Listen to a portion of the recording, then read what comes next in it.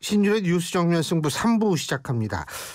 요새 국민의힘도 좀 어수선합니다만 민주당도 상당히 좀 어수선할 수밖에 없죠.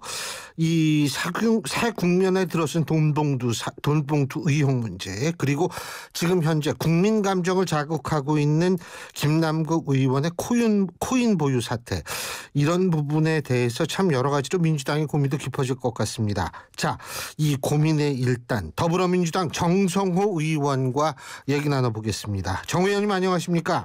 예, 안녕하세요. 정성호입니다. 예. 이번 주말에 의원총회 있으세요?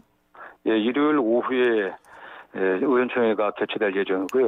예. 굉장히 긴 시간 동안 예정돼 있습니다. 저녁 도시락 먹고서 거의 끝장 토론을 한다는 그런 얘기가 있기 때문에 예. 원내대표가 의원들에게 서신 보내서 그날 많이 저 제안을 해달라고까지 요청하고 있습니다. 네. 그러면 그러니까 주제가 정해져 있지 않은 겁니까? 어쨌든 현재 지금 돈봉투 전당대회 사건이라든가 또는 김남국 의원의 가상화폐 투자 의혹 문제로 민주당이 만신창이 상태 아니겠습니까? 저도 민주당 국회의원으로서 국민들에게 정말 송구합니다. 그렇기 때문에 국민들의 신뢰를 민주당이 회복하기 위해서는 전면적인 쇄신이 필요하다고 보고 있고요. 그와 관련해서 의원들이 다양한 의견들을 내지 않겠나 생각을 하고 있습니다. 네. 예, 상당히 이제 좀 복잡한데 하나씩 좀 여쭤볼게요. 지금 네네. 김남국 의원에 대해서는 지금 이제 당 차원에 있어서의 진상조사가 이루어지고 있지 않습니까? 그죠? 지금 진상조사 기구가 일단 발표를 했고요. 회의도 있죠, 오늘. 외부 전문가들을 지금 협의가 돼갖고 모시기로 했다는 것 같은데 빨리 좀 진상조사 기구가 좀 가동을 해갖고 과거에 그런 온정주의라든가 또는 내 식구 감싸기 이런 소리 안 듣기 위해서 정말 단호하면서도 좀 엄정하게 조사를 해야 될 것 같습니다. 그래갖고 본인의 동의를 얻어갖고 거래소로부터 자료를 확보해갖고 향후 어차피 검찰 조사가 이루어지지 않겠습니까?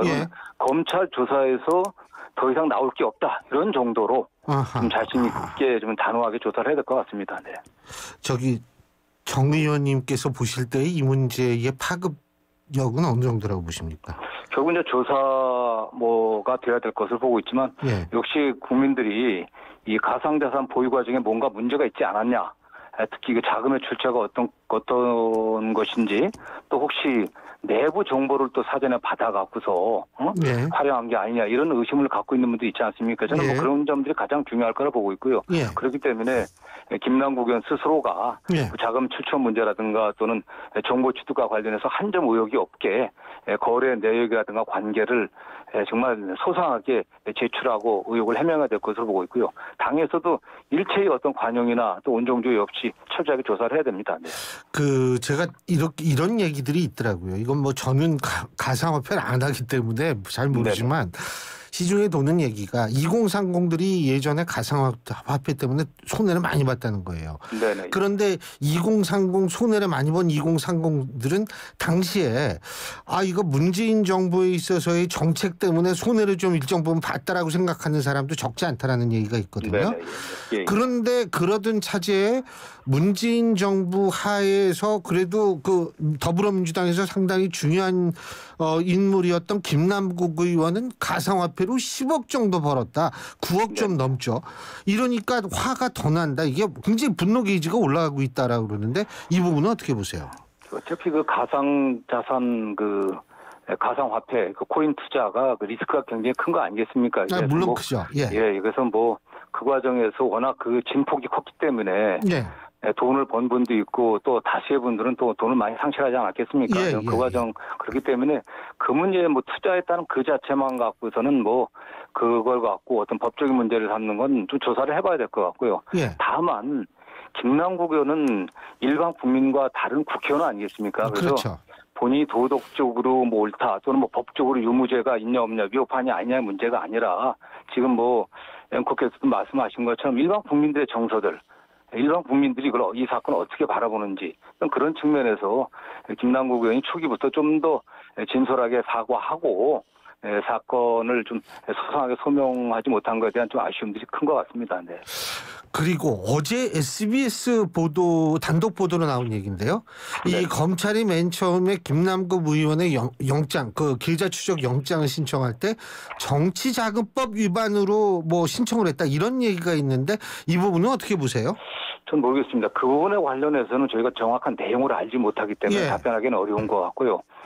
다만 그 법원에서 이게 영장이 그 계좌 추적 영장이 기각됐다고 하지 않습니까? 이게? 두 번. 예, 기각이 됐는데 그 문제는 법원의 입장에서 유무죄 입장만 본 게 아닌가라는 생각이 듭니다. 이게 어쨌든 조금 전에 말씀드린 것처럼 국민들은 이게 유죄냐 무죄냐 아니면 위법하지 않냐 이런 측면도 물론 있겠지만은 이게 도덕적으로 국회의원으로서의 정당한 행위였냐?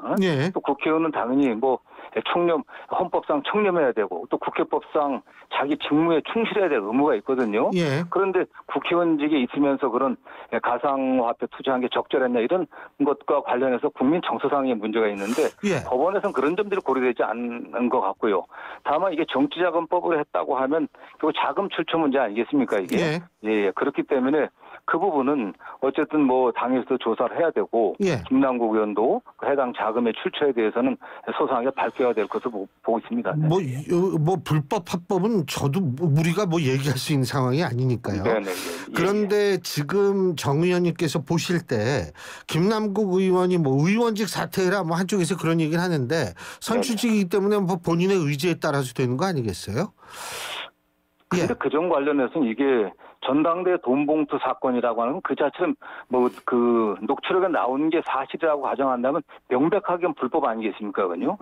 명백하게 불법이기 때문에 그 당연히 뭐 그런 탈당 요구도 했던 거고. 그러나 이 문제 같은 경우에서는 그런 불법 여부는 좀 명확치 않은 것 같아요. 현 상태에서는 다만 그 국민 정서상은 굉장히 국민들에게 상처를 준 사안이기 때문에 이게 큰 사건이긴 분명하지만 어쨌든 당에서 뭐 탈당 이런 문제는 좀 더 이게 진상을 좀 정확 조사한 다음에 당 진상조사기구에서 어쨌든 결론을 내려갖고 지도부가 결정을 해야 될 것으로 보고 있습니다. 뭐 예를 들면 다음 총선에서 불출마 선언을 한다든지 혹은 뭐 이런 거는 어떻게 보세요? 가능성을? 뭐 현 단계에서는 이게 이제 김남국 개인의 결단 문제겠지만은 아직 그게 뭐 제3당 의원들이 사건의 진상이 좀 파악되지 않은 상태에서 그런 얘기를 하는 건 좀 적절치는 않은 것 같습니다. 시기적으로는. 알겠습니다. 자, 지금 공천 얘기가 나왔으니까 공천 룰 좀 얘기를 하죠. 지금 민주당이 유죄 판결을 받고 재판을 받고 있는 후보자를 부적격 처리할 수 있는 규정을 지금 좀 삭제하거나 이게 좀 그러니까 원래는 1심 판결에서 유죄를 나온 사람은 공천을 주지 않는다 이런 건데 이게 좀 얘기가 바뀐 것 같아요. 부정비례. 요즘 관련해서는 그 지난번 전에 공천 룰하고 개정 후에 공천 룰을 보면은 오히려 강화된 측면이 있습니다 이게. 그래서 오히려 그 기준을 내용을 잘 읽어보지 않은 분들이 언론이나 또 언론에서 약간 오해한 게 있는 것 같고요. 오히려 과거에는 특정 범죄에 어떤 의혹이 있는 경우에는 최소한 하급심에서 유죄 판결이 있어야 부적격 처리를 했어야 되는데 이번에는 뭐냐면 유죄 판결이 없다고 하더라도 비리가 인정된다고 하면 부적격 처리를 할 수 있게 되어 있거든요. 오히려 더 그 넓게 규정을 한 겁니다 이게. 그렇기 때문에 이 부분은 뭐 좀 약간 오해가 있었던 것 같습니다. 이게. 저는 사실 뭐 이재명 대표의 출마 여부보다는 제가 좀 주목하는 거는 조국 전 장관의 공천 가능성이거든요. 일각에서는 이렇게 룰이 좀 바뀌면 조국 전 장관도 공천 가능하다 이런 얘기가 나오는 모양인데 공천 가능성 있다고 보십니까? 그건 뭐 그 출마야 뭐 본인 자유 아니겠습니까? 그렇죠. 어쨌든 뭐 근데 출마는 하지만 당에서 공천을 주느냐 안 주느냐. 근데 어쨌든 그거는 뭐 공천 신청을 한다고 하면은 뭐 당원 당규에 따라서 결정될 문제 아니겠습니까? 다만 어쨌든 제가 보기엔 선거가 어떤 본인 그 개인의 명예 회복을 하는 뭐 그런 과정은 아니지 않습니까? 그렇기 때문에 일단 조 장관은 제가 보기엔 좀 재판 중에 있지 않습니까? 그렇기 때문에 재판 중이기 때문에 일단 재판에 집중해갖고 그 재판을 통해서 본인의 명예를 회복하는 게 좀 우선되는 게 아닌가라는 생각을 좀 해보고요. 또 지난번 대통령 선거가 어쨌든 그 대통령 선거라는 게 그 전임 정부에 대한 평가도 있는 거 아니겠습니까? 그래서 전임 정부에서 가장 핵심적이고 주목받던 장관이었던 조국 전 장관 관련해서 굉장히 많은 어쨌든 국민적인 어쨌든 뭐 여러 가지 분열상들이 보여졌잖아요. 그런 문제를 좀 심각하게 고민하면서 뭐 공천 그 신청 여부도 좀 고민해야 되지 않나 그런 생각을 좀 해봅니다. 네. 예. 일각에서는 이런 얘기가 있더라고요. 조국 전 장관이 만일 공천 신청을 하고 출마를 하려고 하면 자칫하면 민주당의 입장에서 볼 때에는 이게 조국 사태 시즌 2가 되는 거 아니냐라는 우려를 하고 있다. 동의하십니까? 네. 저는 뭐 그런 면에서 그러니까 그런 측면을 조국 전 장관도 굉장히 지혜로운 분이기 때문에 고민하지 않을까. 왜냐하면 조 전 장관이 나온다고 하면은 결국 지지자들 핵심 지지층의 결집엔 도움이 되겠지만은 과연 또 다수로 이런 중도층 국민들의 여론은 어떻게 갈 것인지 이런 측면도 좀 본인이 많이 고민하지 않겠습니까? 그런데 다만 현재로서는 뭐 본인 출마 의사를 밝히지 않았기 때문에 뭐 이런 예측을 한다는 것도 적절치는 않은 것 같습니다. 네. 예. 네네. 알겠습니다. 얼마 전에 이재명 대표가 대구 경북 지역 방문해서 홍준표 시장도 만나고 문재인 전 대통령도 만나고 이랬지 않습니까? 그죠? 네네. 일단 이런 만남 어떻게 평가하십니까? 저는 뭐 잘 방문했다고 보고 있고요. 대구는 뭐 잘 아시는 것처럼 흔히들 보수의 심장이라고도 얘기하고 있지 않습니까? 그래서 뭐 윤석열 대통령도 힘들고 어려울 때 또 과거에 박근혜 대통령도 굉장히 외롭고 힘들다고 할 때 대구를 방문하셨습니다. 그런데 사실은 대구가 전국의 광역자치단체에서 지역 내 1인당 총생산 GRDP가 가장 낮은 지역입니다. 그렇죠. 굉장히 어려운 지역이에요. 그래서 뭐 전 대통령이나 그 전 대통령 또 현 대통령까지 대구를 기반으로 했음에도 불구하고 굉장히 어려웠습니다. 그런 지역에 우리 민주당의 좀 대표가 가서 지금 현재 어려운 상황이 문제가 뭐냐? 결국 대통령께서 제1야당을 인정하지 않고 있지 않습니까? 대화 협조가 완전히 단절된 상태입니다. 그래서 대구 시민들에게 어떤 그런 현재 상황들을 말씀드리면서 대통령과 좀 정부에게 제1야당과 협치, 대화를 좀 촉구하는 그런 의미가 있지 않나 하는 좀 생각을 해봅니다. 네. 그리고 문재인 전 대통령의 만남은 어떤 의미 부여가 가능할까요?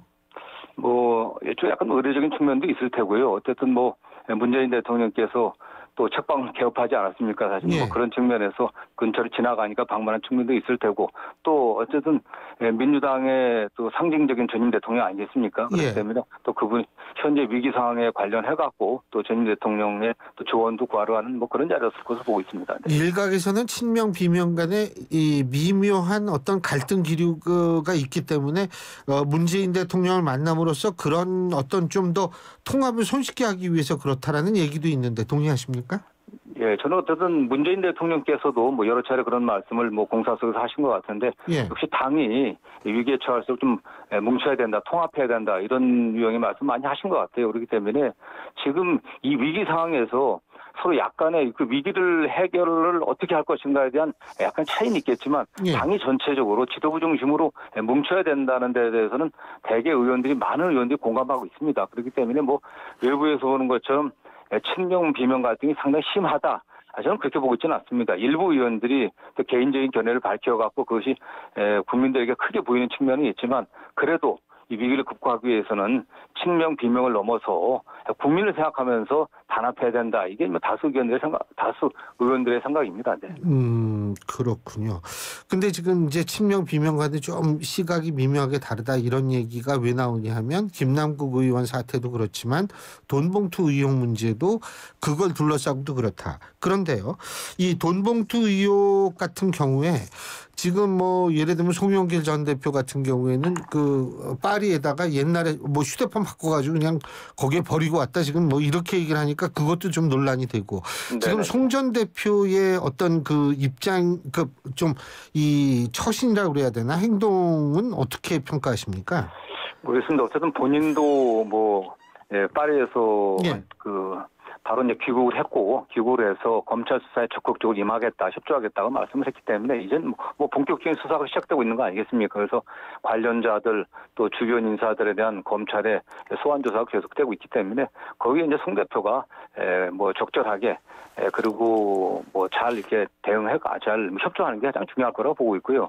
뭐 지난번에 뭐 검찰 출석 문제는 검찰발로 일방적인 주장들만이 나오니까 뭐 본인 주장을 좀 이야기하기 위해서 나가는 것 정도라고만 보고 있습니다. 네. 예. 그리고 한 가지만 더 좀 여쭤보는 게 이재명 대표의 이른바 동문서답 화법이 심심치 않게 언론에 오르내리고 있거든요. 그러니까 뭐 예를 들면 송영길 전 대표 귀국하고 나면 만나보시겠습니까? 그랬더니 김연아 전 의원은 어떻게 될겁니까? 라든지 뭐 예를 들면 예. 그리고 두 의원이 탈당을 거부했는데 어떻게 하실 겁니까? 그런데 우리 태영호 의원은 어떻게 돼갑니까? 검찰 수사가 필요한 것 같은데 뭐 이런 식으로 하는 거예요. 이 화법에 대해서 어떻게 평가하십니까?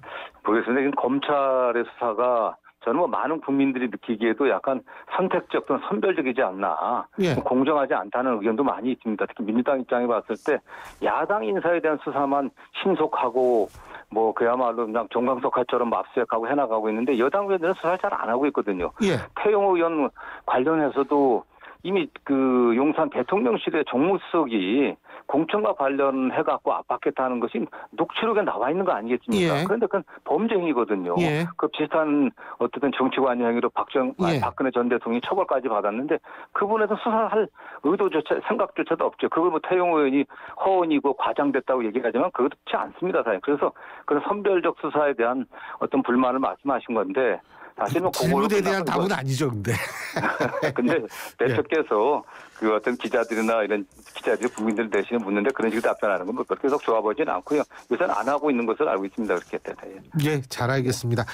정 의원님 오늘 인터뷰 감사합니다. 고맙습니다. 네, 말씀 감사합니다. 여기까지 듣죠. 예. 예, 고맙습니다.